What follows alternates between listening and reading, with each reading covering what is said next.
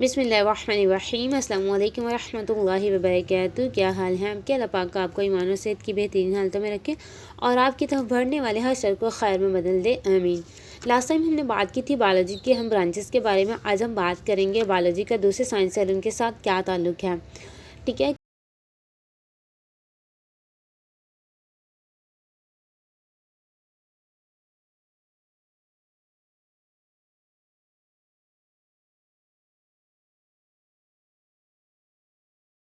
Takes तो हम देखते हैं कि बायोलॉजी का जो है वो साइंस की बाकी ब्रांचेस के साथ क्या ताल्लुक़ है।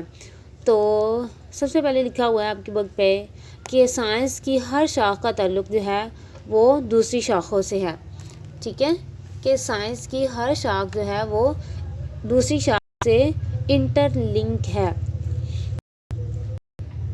तो इसमें सबसे पहले हमारे पास है बायोफिज़िक्स। बायो मतलब हम फिज़िक्स में हम फिज़िक्स का मुताला करते हैं। ठीक है, तो बायोफिज़िक्स में हम क्या करेंगे, बायो को रिलेट करेंगे फ़िज़िक्स के साथ या फ़िज़िक्स को रिलेट करेंगे बायो के साथ। ठीक है, तो हम बायोफिज़िक्स में क्या करेंगे, फ़िज़िक्स के इन कवानीन का मुताला करेंगे जिनका इतलाक़ बायोलॉजिकल मज़ाहिर पर होता है। ठीक है, फ़िज़िक्स के कवानीन को हम अप्लाई करेंगे कहाँ पर, जिनका इतलाक़ यानी इस्तेमाल जो है वो बायोलॉजिकल मज़ाहिर पर होता है। मसलन फ़िज़िक्स में हम एक लफ्ज़ यूज़ करते हैं लीवर। ठीक है, लीवर में क्या होता है कि एक तरफ हमारे पास फोर्स अमल करती है और दूसरी तरफ हमारे पास लोड जो है वो अमल करता है। यहाँ पर हमारे पास एक फिल्क्रम पड़ा होता है। ठीक है, जिस तरह वो बच्चा झूलते हैं ना, तो एक बच्चा जो इधर वाली साइड पे बैठा होता है, एक इधर वाली साइड पे बैठा होता है, तो ये वाला उसमें आ जाता है। ठीक है, इसके डिफरेंट एग्जांपल्स भी हैं, इसके 3 टाइप्स हैं, लेकिन आप लोगों को उसकी डिटेल्स में जाने की ज़रूरत नहीं है। सिर्फ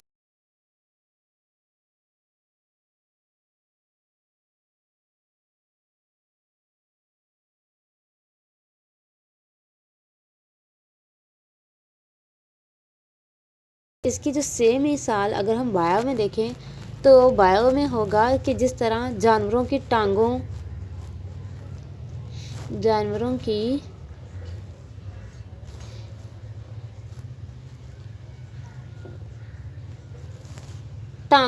के काम करने का असूल है। ठीक हो गया, जिस तरह की जानवरों की टांगें जो हैं वो काम करती हैं, सेम इसी तरह फिज़िक्स में जो लीवर है वो काम करता है।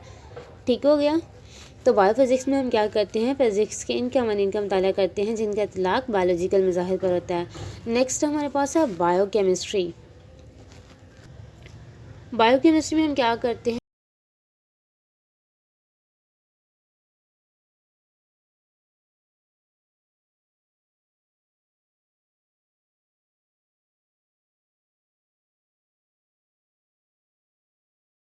जो केमिकल रिएक्शन के मुताला करते हैं। ठीक है, जैसे फ़र्ज़ करते हैं हम फ़ोटोसिंथेसिस।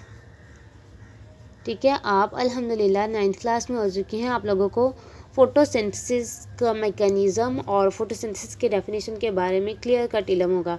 ठीक है, फ़ोटोसिंथेसिस क्या है कि पौधे जो हैं वो सूरज की रोशनी और क्लोरोफिल की मौजूदगी में अपनी खुराक तैयार करते हैं, ग्लूकोज प्रिपेयर करते हैं ऑक्सीजन, वाटर और कार्बन डाइऑक्साइड की मौजूदगी में। ठीक है, और इसी तरह हमारे पास दूसरी जो एग्जांपल है वो है रेस्पिरेशन की।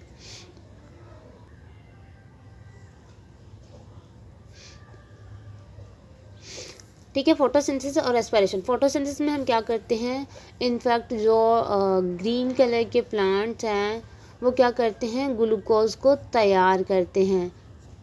और रेस्पिरेशन में क्या होता है, उसको तोड़ा जाता है, ग्लूकोज में मौजूद जो कार्बन हाइड्रोजन उनको तोड़ा जाता है और एनर्जी हासिल की जाती है।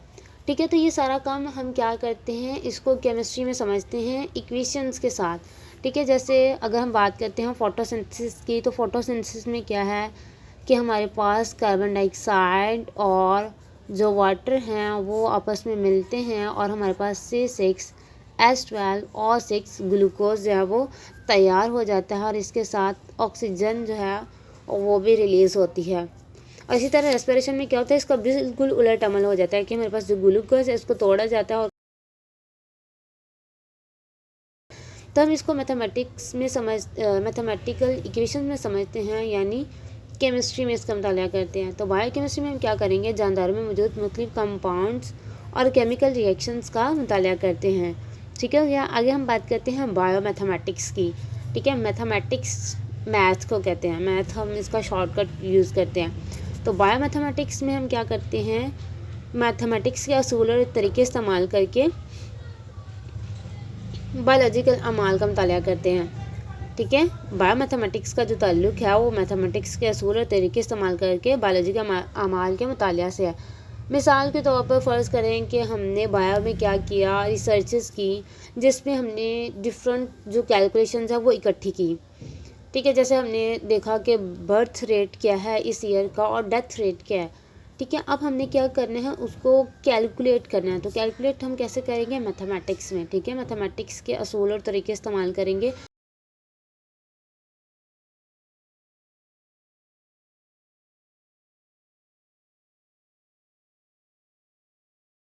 سے ہمارے پاس بایوجیوگرافی میں ہم کیا کرتے ہیں، زمین کے مختلف جغرافیائی حصوں میں جانداروں کی اسپیشیز کی موجودگی اور پھیلاؤ کا مطالعہ کرتے ہیں، ٹھیک ہو گیا کہ بایوجیوگرافی میں ہم کیا کریں گے، زمین کے مختلف جغرافیائی حصوں میں جانداروں کی اسپیشیز کی موجودگی اور پھیلاؤ کا مطالعہ کریں گے، ٹھیک ہے۔ اس میں ہم کیا کریں گے کہ مخصوص جغرافیائی علاقوں کی خصوصیات دیکھیں گے کہ وہاں پر کیا کیا خصوصیات ہیں، پھر اسی خصوصیات کے حساب سے ہم دیکھیں گے کہ اس علاقے میں، ان جغرافیائی علاقوں میں کون کون سے جاندار پائے جاتے ہیں، ٹھیک ہے۔ تو بایوجیوگرافی میں ہم کیا کرتے ہیں، زمین کے مختلف جغرافیائی حصوں میں جانداروں کی اسپیشیز کی موجودگی، کہ اسپیشیز کتنی ہیں اور کس ٹائپ کی ہے، اور پھیلاؤ کا مطالعہ کرتے ہیں، ٹھیک ہو گیا۔ آگے ہمارے پاس ہے بایو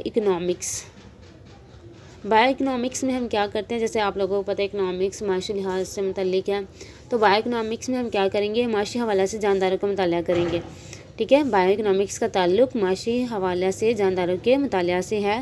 اس میں ہم کیا کریں گے، فرض کرتے ہیں کہ ہم نے اس سال جو ہے وہ گندم بوئی، ٹھیک ہے۔ گندم کے اوپر ہم نے کتنی قیمت جو تھی وہ صرف کی، ٹھیک ہے۔ ہم نے مثال کون سی لی ہے، گندم کی مثال میں ہم نے دیکھا کہ ہم نے اس کے اوپر کتنی قیمت جو ہے وہ صرف کی جب ہم نے اس کو بویا تھا۔ اب ہم کیا کریں گے، جب گندم کی کٹائی کی گی تو ہم دیکھیں گے کہ اس میں سے کتنا منافع ہمیں حاصل ہوا، ٹھیک ہے۔ تو ہمیں کتنا منافع حاصل ہوا، تو ہم منافع میں سے، ٹوٹل قیمت میں سے جتنی ہمیں ہماری لگائی تھی ہم نے اسٹارٹنگ پہ، وہ نکال دیں گے تو ہمارے پاس منافع آ جائے گا۔ اس کے علاوہ ضروری نہیں کہ ہمیں منافع، ہمیں نقصان بھی ہو سکتا ہے۔ تو ہمیں منافع ہوا ہے یا نقصان ہوا ہے گندم کی فصل میں، تو اس کا تجزیہ، اس کا انالیسز، اس کا جو علم ہے وہ ہم حاصل کرتے ہیں بایو اکنامکس میں، ٹھیک ہو گیا۔ آگے ہم کیا کرتے ہیں، اپنی جتنی بھی ہم نے ڈیفینیشنز پڑھی ہیں اس کا ایک خلاصہ تیار کرتے ہیں۔ اس میں ہمارے پاس ہم نے کتنا پڑھا ہے، ہم نے پڑھی ہے بایو کا فزکس کے ساتھ کیا تعلق ہے، جیوگرافی کے ساتھ کیا تعلق ہے، کیمسٹری کے ساتھ کیا تعلق ہے، اکنامکس کے ساتھ کیا تعلق ہے، اور میتھمیٹکس کے ساتھ کیا تعلق ہے، ٹھیک ہے۔ تو ہم اسٹارٹ کرتے ہیں کیمسٹری سے۔ تو کیمسٹری میں اگر ہم بایو کے ساتھ ملا دیں تو وہ ہمارے پاس بایو کیمسٹری بن جائے گی۔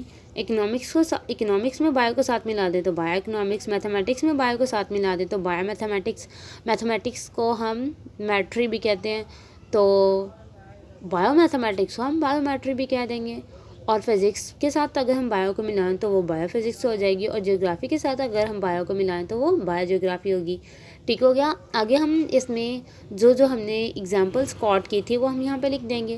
جیسے کیمسٹری میں ہم نے کیا کہا تھا کہ فوٹوسنتھسس اور ریسپریشن کے میکینزم کو سمجھنے کے لیے ہم کیمسٹری کا علم حاصل کرتے ہیں، تو یہ وہی آ گیا اس میں، فوٹوسنتھسس اور ریسپریشن۔ اسی طرح اکنامکس میں ہم نے کیا دیکھا تھا، ابھی دیکھا تھا کہ ہم منافع یا نقصان کو دیکھتے ہیں، تو اس میں بھی ہم کیا کریں گے، منافع اور نقصان کے بارے میں دیکھیں گے۔